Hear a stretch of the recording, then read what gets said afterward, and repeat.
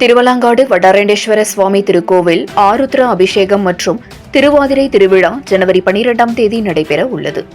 நிகழ்ச்சிக்கான ஏற்பாடுகள் மிக தீவிரமாக திருக்கோவிலில் நடைபெற்று வருகிறது.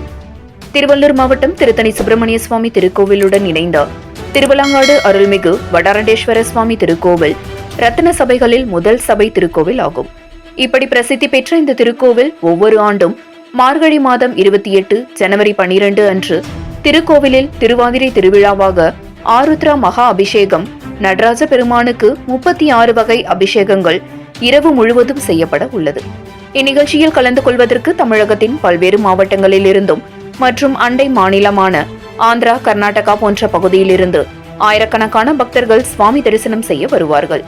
அதற்கான முன்னேற்பாடுகளை திருக்கோவில் நிர்வாகம் செய்து வருகின்றனர்.